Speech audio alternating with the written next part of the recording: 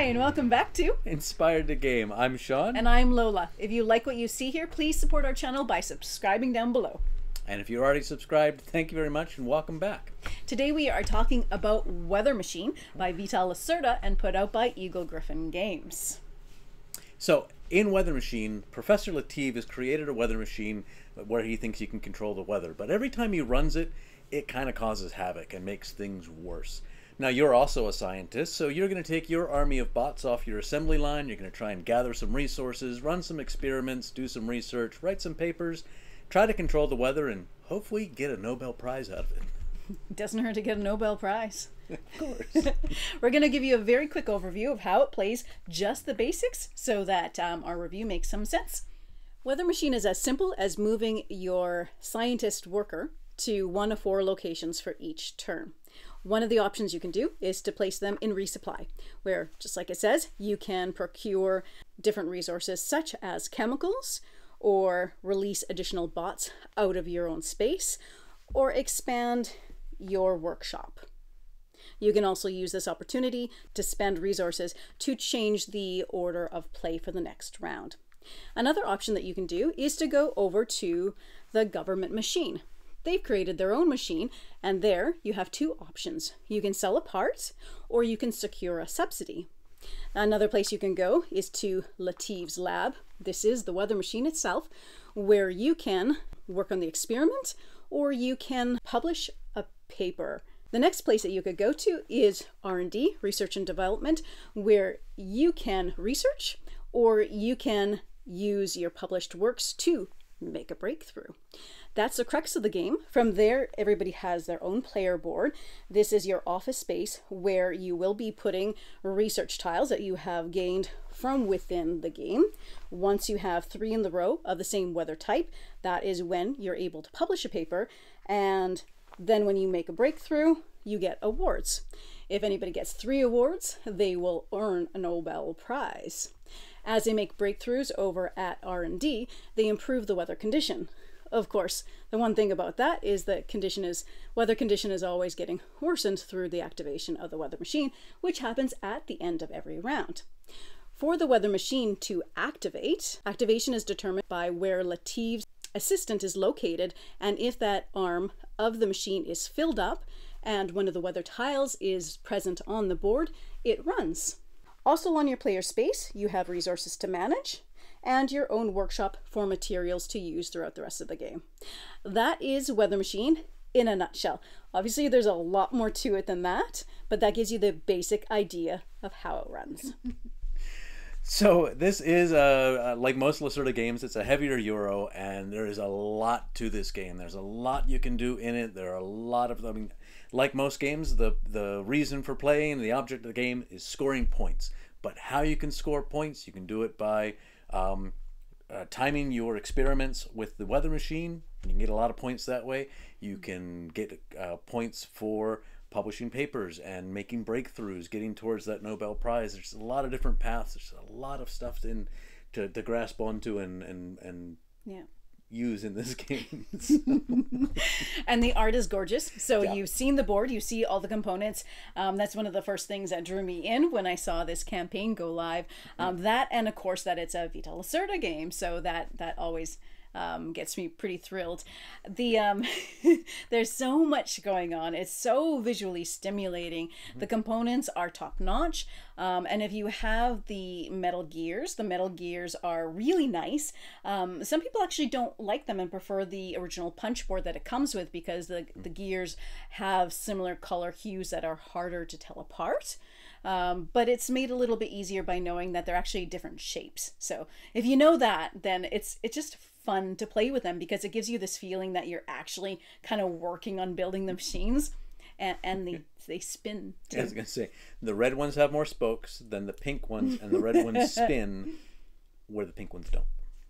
So getting into this game, I actually found it difficult to get into and to wrap my head around what the strategy was going to be getting into our first play. So we've got a couple plays on this now, and the first game, and both of them we played it at 2 players. As a 2-player game, we do find it did disappoint us a little bit in that it didn't play as well as we expected. Because the other games we've played of his, we haven't noticed any disadvantage being 2 players versus 4 players, but this one it kind of felt like there was one.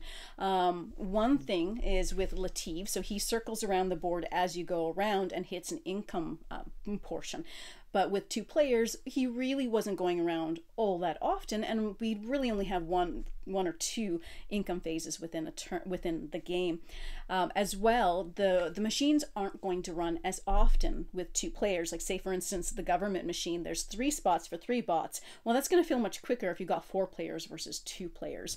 And in fact, as a 2-player game, there often wasn't a lot of reason to fill the 3rd spot, because if you're going to the government to sell them a part and help work on that, very often it was more lucrative to go to a different place to get the research from that additional position versus running the machine. So sometimes it was, sometimes it wasn't. So the government machine in both of our plays only actually ran once, and it would run more often with more players. Same thing with the main weather machine in the lab, would run more often. As somebody in my community said that that with less players, a lot of the fun stuff doesn't happen as often. But I do have to preface this because that I still really love this game. So even as 2 players, it's fine. It's great. It was a lot of fun to play. One of the things at the beginning that disappointed me a bit was it didn't seem to be as much about actually solving the weather. Because it doesn't matter whether you solve it or not. So over in R&D, weather is getting worse and worse unless you happen to publish and make a breakthrough, and then you build a prototype and you can improve it a little bit until it gets worse again. And there's no detriment to you for not solving the weather. It's not like, oh, you fixed it and you win the game, or oh no, you've done horribly and the whole world is sliding into environmental collapse. You lose the game. It doesn't actually have much to do with that. It has more to do with research and publishing papers, getting awards, and hopefully getting that Nobel Prize. But then I started to think about it from the point of view that, well, to me at least, it seems a little satirical, because, well, it's less about really fixing the weather and more about advancing your careers. And, well, that outlook never happens. So I think then I started to understand the game more. Like that made more sense to me, thinking about that aspect and thinking about it from that point of view, that's really what it's about. Get in your research, get your awards, get that Nobel Prize, and hopefully you've done some good along the way, but chances are you didn't. Yeah, there's the running of the machine in R&D, running the words are failing me right now. Prototype? Yeah. Putting together your prototype? Putting together a prototype. You have to have machine parts. Machine parts are not easy to come by. You can buy chemicals. You can buy bots.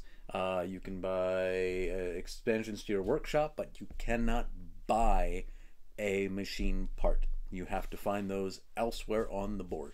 But it's interesting because I've never found that we were lacking them, right? Like they seem to turn up when you need to. Well, those are the times when you were talking about not running the government machine very often. Well, to go to the government machine to sell them a part and get a subsidy out of it, many times I didn't have a part, or at least not a part I wanted to hand off because I needed it for my prototype. Yeah. So it was a lot of going and securing the subsidy just to get the vouchers out of it, but not actually getting it to.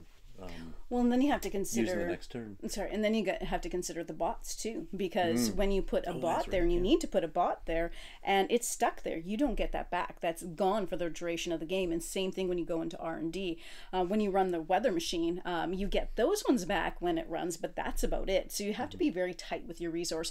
The whole thing is really tight, and I love that about it. You have to be very strategic about all your choices. Like chess, it's a game it's best if you think 2-3 turns ahead, because you need to know what you're doing ahead of time in order to do it.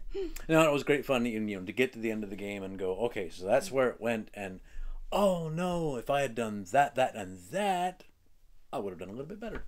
And it's always, it's you're learning from it. It's like chess, but the way I play chess, where you see the moves after the fact and go, that's what I should have done. Oh, yeah. Well, there's multiple paths to victory as well, which is really fantastic. Because there's so much going on. I know in my first game I focused on getting lots of research, getting those 3 awards to get that Nobel Prize, and pulling in the end. Second game I actually spent more time on running the weather machine and getting all the points from that, making sure to time it so that I got the highest points, as well as then the government machine, because if you've got all 3 of your own bots on a space, well, that's going to bring you in some really nice points as well. So there's multiple ways that you can win. It's not just one formula that you proceed forward on. It makes it really interesting. As on the flip side, I did do the research in the second game, and our score at the end was 1 end game scoring goal apart. Yeah. So it was really close. Yeah. Okay. So I really do love this game. It's worth getting if you really like a nice, heavy, crunchy Euro game. If you like Vital Lacerda games, it is certainly a very good one. It's not my favorite. I still like On Mars most of all, and I would put Vinhos over top of this one as well, but I still like it. What was that for? What? Nothing. That's not my order. I would go On Mars, probably this, and then Vinhos, because I have not figured out Vinhos. I am horrible at Vinhos. Yeah, I usually kind of double your, and that's why I like it. The theme is really strong, and it's funny because a lot of people will say On Mars is Lacerda's heaviest game, and I actually felt that this one was a little bit more of a brain burner for me than On Mars was. And maybe it's just because I understood it in a different way, but I see, judging by my scores, that's Vinhos. Yeah, and I think it gets it back to as well, like that R&D and that action of building the prototype. It took me a while to kind of like, what exactly are you doing here? What's this because you got the weather machine, what's this and I started to think through it more and kind of understood what that's supposed to conceptualize. But yeah, and then getting over that, it would be nice if we're actually affecting some change here. But again, it's about your careers and more than anything else. And if you happen to do good things in the environment at the same time, then good on you. Thank you for joining with us today. If you enjoyed our content, please watch some more and stick around for our next video. Happy gaming, folks.